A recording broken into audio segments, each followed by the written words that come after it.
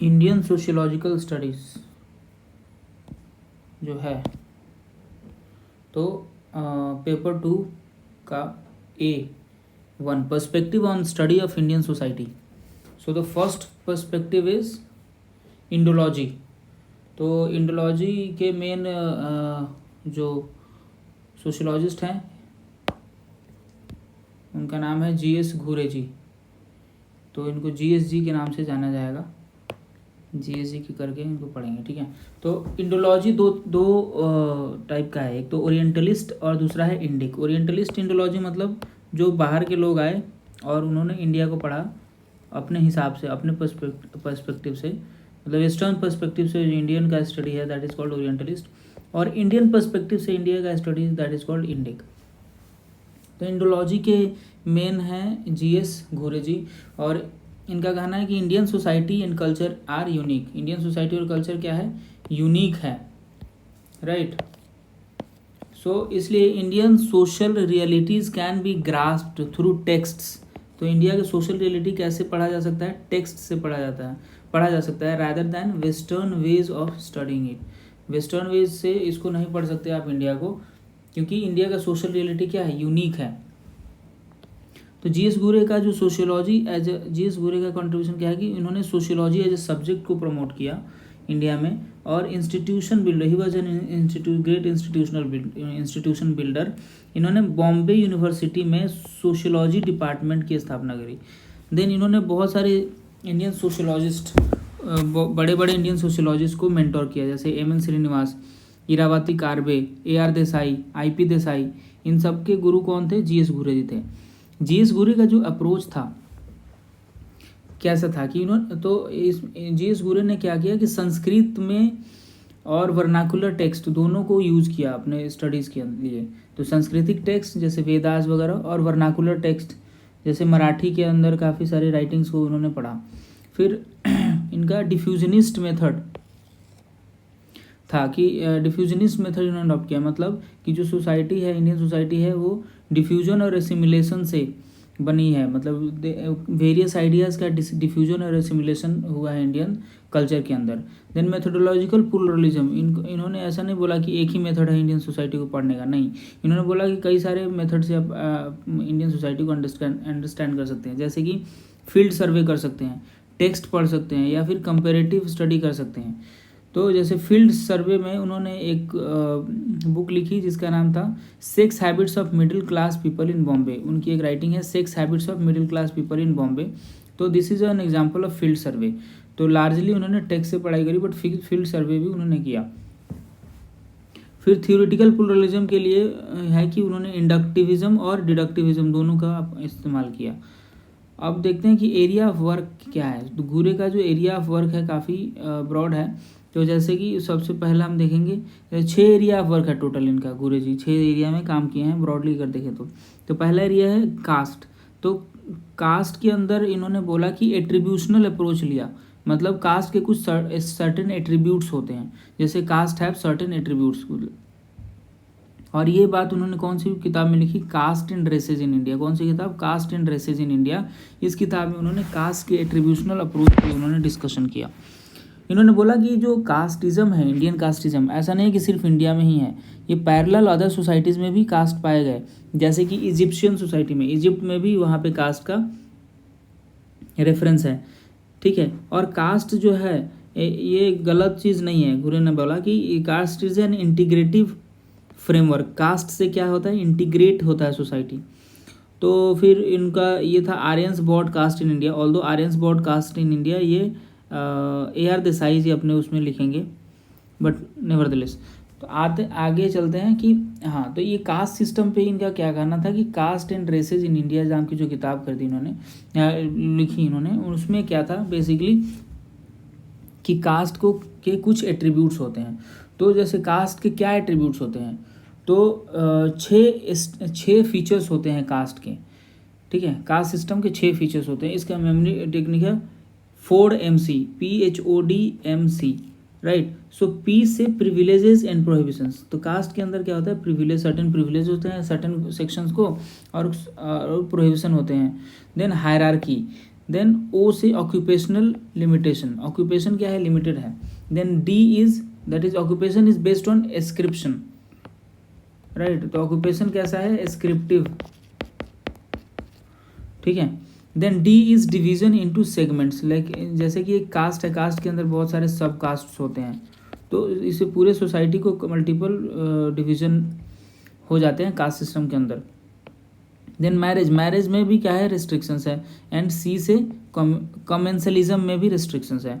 तो क्या है 6 features of caste system, PHODMC, तो P से प्रिविलेज एंड प्रोहिबिशन, H से हायरार्की, O से है ऑक्यूपेशन में रिस्ट्रिक्शंस है, एंड D से है division into segments, and M से है मैरिज में रिस्ट्रिक्शंस, और D से है कि C से है कमेंसलिज्म। तो फिर इन्होंने, घुरे जी ने बोला कि जो एंडोगामी है, endogamy is the most important feature of caste in India, right. Caste जो है कैसे प्रिजर्व होता है, एंडोगामी से प्रिजर्व होता है। तो इन्होंने बोला कि अगर आपको कास्ट हटाना है तो आपको इंटर कास्ट मैरिजेस को प्रमोट करना पड़ेगा।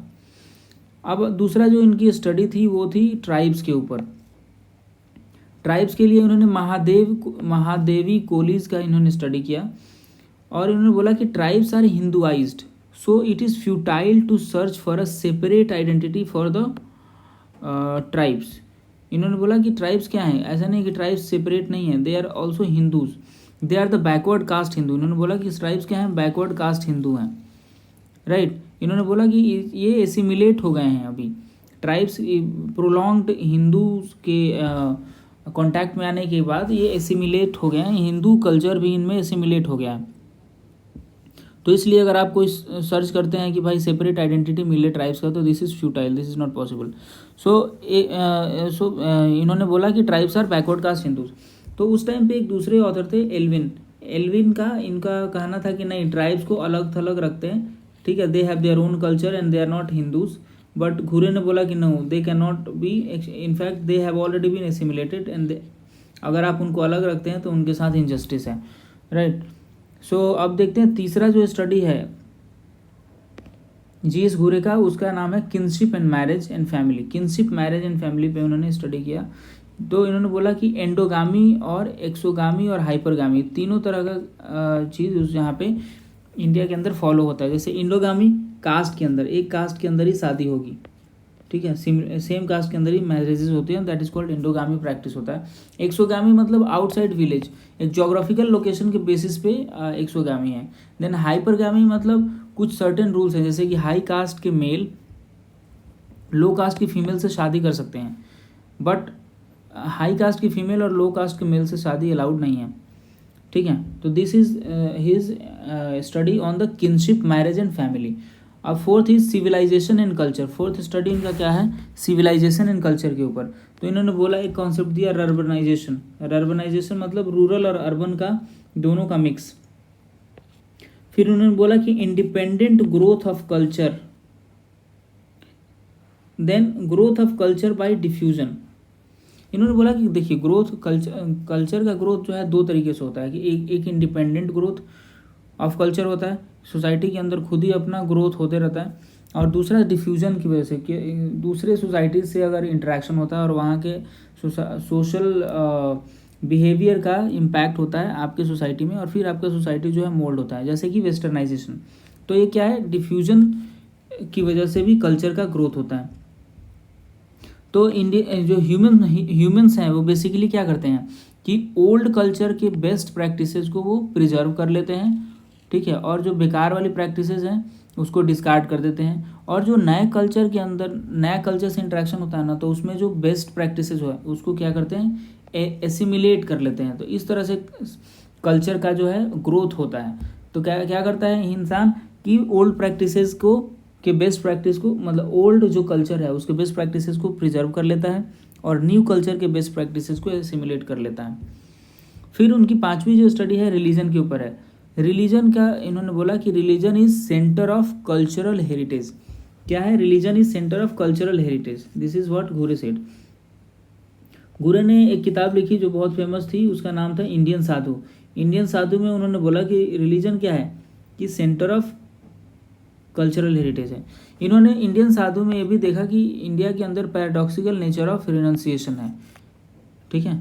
अब आते हैं sociology of conflict and integration, sociology of क्या है, कॉन्फ्लिक्ट एंड इंटीग्रेशन, ये भी जीएस घूरे का है। इसमें इन्होंने एक किताब लिखी जिसका नाम था सोशल टेंशन इन इंडिया, ठीक है, social tension in India is the name of the book, ठीक है, on sociology and conflict and integration. So इस बुक के according there are 5 sources of danger for national unity, national unity के लिए 5 danger के sources हैं। कौन कौन से हैं? तो पहला है SC ST, then backward caste, then Muslims and religious minority groups and linguistic minority groups. इन्होंने बोला कि देयर आर 5 डेंजर्स इंडिया के नेशनल यूनिटी को, ये 5 लोग जो 5 ग्रुप्स हैं वो डेंजर में फैला सकते हैं। क्यों? क्योंकि इनके साथ बहुत डिस्क्रिमिनेशन है, जैसे कि SC ST, backward caste, then religious minority groups including Muslims and linguistic minority groups. तो इन्होंने ये भी बोला कि cultural unity is a result of Brahmanical endeavours, तो ब्राह्मणिकल इंडेवर्स की वजह से क्या है, कल्चरल यूनिटी मेंटेन्ड है हमारे सोसाइटी के अंदर, ठीक है। तो इनका क्रिटिसिज्म देखते हैं। तो ये इनकी 6 स्टडीज हो गई, किस किस चीज़ पे, कास्ट के ऊपर, ट्राइब्स के ऊपर, किनशिप एंड मैरिज के ऊपर, and civilisation and culture, civilisation and culture के ऊपर, देन रिलीजन के ऊपर, और फिर छठा है sociology of conflict and integration. अब इनका जो हम क्रिटिसिज्म है पढ़ते हैं उसमें क्या है कि पहला क्रिटिसिज्म ये है कि ये ब्राह्मणिकल पॉइंट ऑफ व्यू से इन्होंने पूरी अपनी कहानी जो लिखी है वो किस पॉइंट ऑफ व्यू से लिखी है, ब्राह्मणिकल पॉइंट ऑफ व्यू से, राइट। दूसरा है कि ट्राइब्स जो हैं, ट्राइब्स को इन्होंने खुद ही बोल दिया कि ये तो लोअर वैल्यू के हैं, ठीक है। इन्होंने बोला ना कि बैकवर्ड कास्ट हिंदूज, तो ट्राइब्स को इन्होंने बैकवर्ड कंसिडर किया है। उसके बाद ये जो इनका कहना है कि SC ST, बैकवर्ड कास्ट और मुस्लिम्स ये जो थ्रेट हैं इंडिया के यूनिटी के लिए, तो जो कि अपने आप में गलत स्टेटमेंट है, क्योंकि इन सब ने मिलकर फ्रीडम फाइट, सब ने मिलके इंडियन फ्रीडम के लिए फाइट किया था। फिर उसके बाद क्रिटिसिज्म आता है कि contemporary changes are not covered by text. इन्होंने, घुरे जी ने क्या इंडोलॉजी में क्या स्टडी किया कि जो टेक्स्ट हैं जैसे वेदास, इन सब का स्टडी किया। तो इनका कहना है, क्रिटिक्स का कहना है कि भाई अगर आप वेदास को पढ़ेंगे तो उसमें कंटेम्प्रेरी चेंजेस थोड़ी ना है वेदास में, क्योंकि टेक्स्ट अपडेट नहीं हो रहे हैं, right. So contemporary changes are not covered by text, this is the criticism. Next criticism is considered Hindu culture of India. अच्छा, इन्होंने सिर्फ हिंदूज को स्टडी किया, तो ऐसा नहीं है, हिंदू के अंदर मल्टी कल्चरल सोसाइटी है Hindustan, India is a multi cultural society. But इन्होंने क्या बोला कि हिंदुइज्म को पढ़ा और उसको बोला कि हिंदुइज्म ही पूरा इंडिया का कल्चर है। अब देखते हैं कि कंटेम्प्रेरी आज के टाइम में इंडोलॉजी का क्या है रेलेवेंस, या फिर आज के टाइम में इंडोलॉजिस्ट कौन कौन से हैं। तो पहले तो एक इंडोलॉजिस्ट है RS शर्मा। RS शर्मा जो है, इन्होंने अपना जो थ्योरी है किस चीज़ पे दी है, जैसे कि प्रोसेस ऑफ क्लास फॉर्मेशन, इसके ऊपर थ्योरी है इनका। Then social implication, then material change in Vedic period in age of Buddha, ये इनकी राइटिंग है। Then feudal mind and economic and social basis of tantrism using Indology approach, this is the study by RS Sharma.